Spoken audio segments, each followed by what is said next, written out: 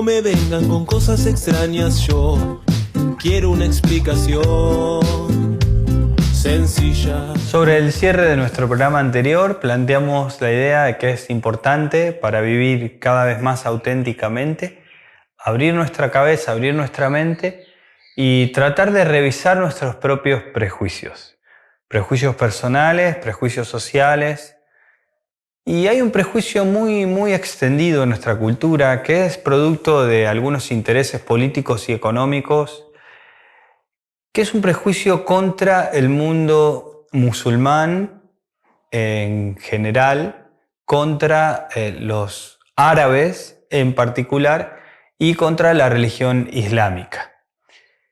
Este prejuicio ha sido muy dañino y ha generado muchísimos conflictos de talla internacional, o mejor dicho, se han alimentado esos prejuicios para justificar algunos intereses económicos de los poderes centrales de Occidente en el mundo de Medio Oriente o en Oriente. La construcción de esta idea de Occidente y Oriente ya es bien compleja y bien contradictoria. Y como para empezar este programa ya tirando una bomba, vamos a decir que Occidente y la cultura occidental no existirían si no fuera por el mundo islámico y el desarrollo de la cultura árabe. Hoy en Otra Cosa vamos a ver de qué se trata la filosofía islámica. No me vengan con cosas extrañas, yo quiero una explicación sencilla. Uno de los más grandes intelectuales de Argentina, de nuestro país, ha sido sin duda Jorge Luis Borges. Él se jactaba de haber sido, más que un buen escritor, un gran lector. De hecho, el Día del Lector en Argentina se le dedica a Jorge, es un homenaje a Jorge Luis Borges.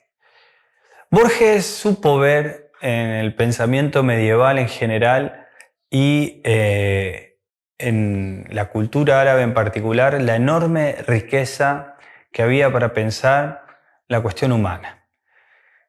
Tiene cuentos dedicados a estos y algunos ensayos y es muy interesante leerlo porque él se ha cultivado mucho en este sentido, contra todos los prejuicios. La filosofía islámica podríamos plantearla como en dos grandes momentos de la propia historia del mundo islámico. Pero antes de meternos ahí, vamos a contar brevemente cómo es que un grupo de pastores nómades se convierten en uno de los grandes imperios del mundo medieval. El profeta Mahoma fue el encargado de, según él mismo lo relata, de haber escuchado la voz de Alá, la voz del Dios, que le decía, ¿no?, que tenía que unificar a esos pueblos a través de un mensaje. Esas prédicas le hicieron sufrir persecución y lo llevaron a exiliarse en distintas ciudades que hoy para ese pueblo y para la religión islámica son lugares sagrados.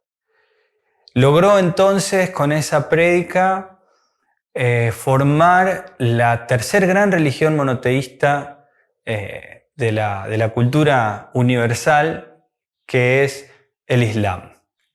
El Islam no es una religión monolítica, única, que tiene una sola corriente. Hay un montón de corrientes, así como pasa con el judaísmo o como pasa con el cristianismo o con cualquier religión. Al interior de la propia religión hay un montón de corrientes. Esto se debe, en parte, a la penetración territorial que tuvo el Islam. Desde Arabia hasta lo que hoy conocemos como Irán, Irak, más al norte, ¿sí?, en Turkmenistán, por ejemplo, ya cerca de Rusia, en la península de los Balcanes, hacia Oriente, la influencia del Islam es realmente imposible de calcular.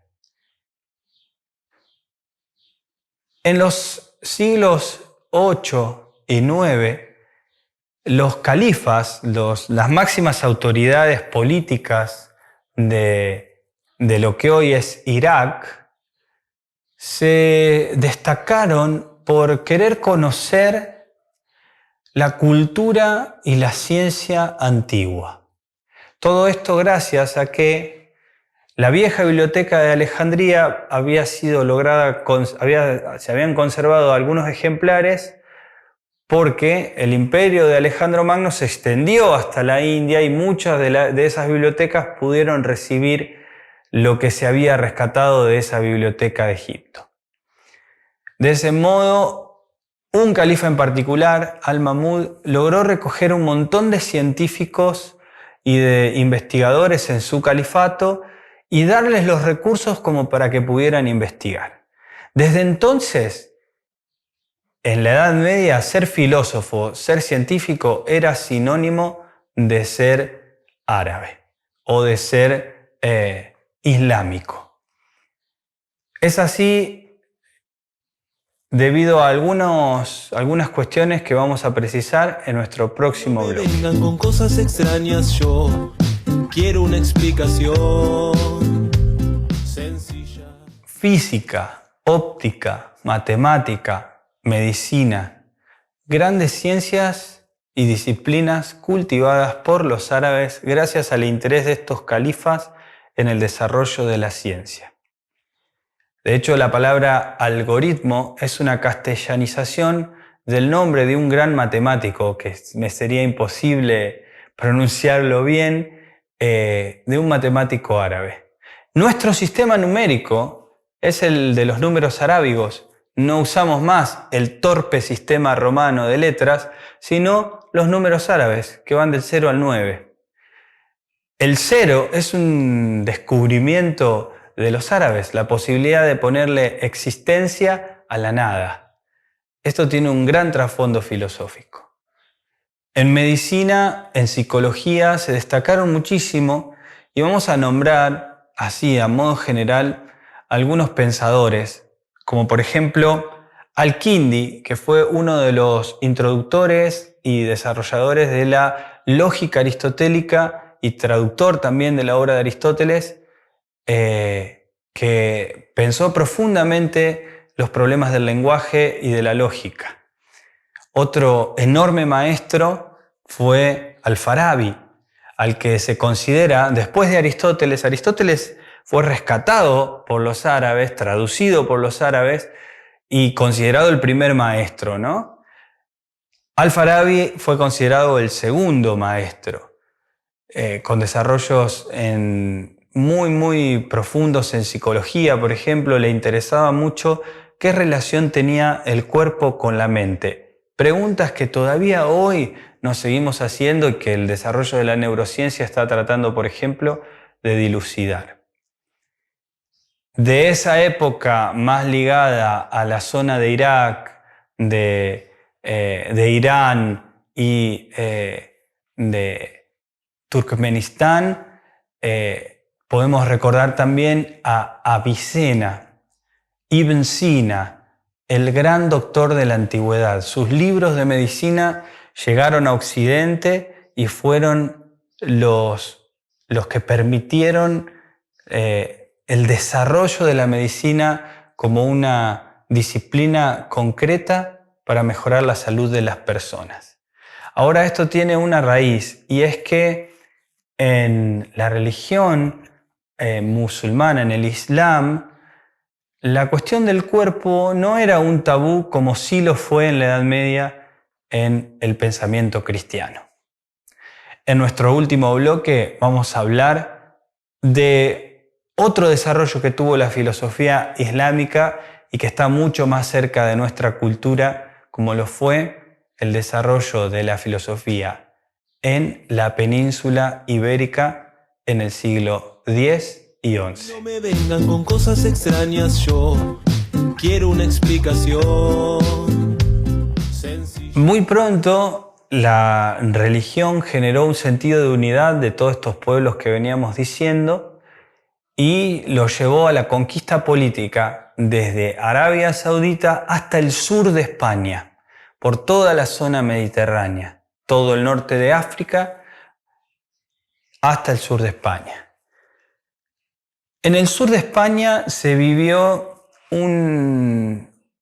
unos siglos que pueden ser tranquilamente considerados los siglos de oro de la historia del sur de España y puede ser tranquilamente comparado con la Atenas del siglo V a.C. Y no exagero, estamos hablando del Al-Andalus. Cualquiera que ha tenido la posibilidad de viajar a España y ha visto la Alhambra, por ejemplo, va a reconocer la enorme influencia y el enorme desarrollo que tuvieron los árabes ahí en el sur. Y en ese lugar se dio la convivencia, a veces más pacífica, a veces menos pacífica, entre árabes, judíos, que eran los judíos de la dispersión, y cristianos. Una cultura, tres religiones o tres modos de entender la fe y un desarrollo en libertad de la literatura, de la filosofía y de tantas otras ciencias. El sur de España nos va a dar a uno de los más grandes pensadores que hubo en la historia de la humanidad, que fue Averroes. Antes de Averroes hubo un filósofo en Zaragoza, Abenpase, que le permitió conocer a Averroes las obras de Aristóteles que habían traído los sabios desde Oriente. Pero Averroes se va a destacar por sobre todos porque, además de estudiar medicina, también fue juez de su pueblo. Y a la noche comentaba en sus libros, escribía sus apuntes, las obras de Aristóteles. Y el comentarista, así se lo conoce a Averroes, tenía un método de estudio de párrafo por párrafo comentar la obra de Aristóteles. La única obra que no llegó a conocer de Aristóteles fue la Política, por lo cual conoció la República de Platón y algunas obras de Plotino y de los antiguos. Este trabajo minucioso y sistemático de Averroes permitió tiempo después el ingreso de aquel genio griego de la antigüedad en las universidades que se van a gestar en la Edad Media y que permitieron la traducción del griego al árabe y luego del árabe al latín para que Occidente pudiera contar con ese estudio de sus clásicos. No exageramos entonces al decir que no habría cultura occidental si no hubiera sido por el desarrollo de la filosofía islámica. Averroes no se limitó a comentar la obra solamente, sino que donde veía que Aristóteles discrepaba con el Islam, entonces hacía las correcciones que creyera necesario hacer. Averroes fue entonces un pensador para el cual religión y filosofía no estaban tan peleadas como muchos nos quieren hacer creer o como el relato moderno en realidad generó. Fue la modernidad la que quiso relegar la religión al ámbito de lo privado y darle todo el poder, digamos, al Estado. Pero eso ya lo vamos a analizar más adelante. Por lo pronto, podemos decir que conocer la historia nos ayuda a entender muchas cosas de nuestro presente y sobre todo a empezar a romper tantos prejuicios que tenemos. Por último, y mucho más cercano a nosotros, quisiera nombrar que los árabes estuvieron en España durante prácticamente 800 años. Cuando en la historia española se cuenta la expulsión de los árabes, que se da en 1492, se lo cuenta como la reconquista española. Pero en realidad no es que antes España existía. España se va a formar sobre la base que habían dejado los árabes en el sur. Y es por eso, por ejemplo, que el castellano tiene más de 3.000 palabras que derivan del árabe. Ojalá, almohada, decíamos hoy, algoritmo, y podríamos seguir un rato largo. A los árabes le debemos la pronunciación de la J. Sí, la J nuestra, que parece tan castellana, es una herencia árabe.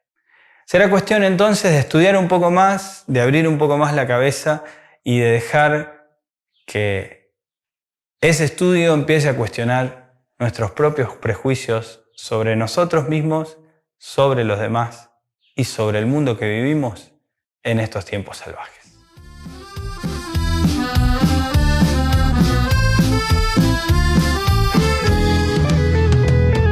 A mí no me vengan con cosas extrañas, yo quiero una explicación sencilla.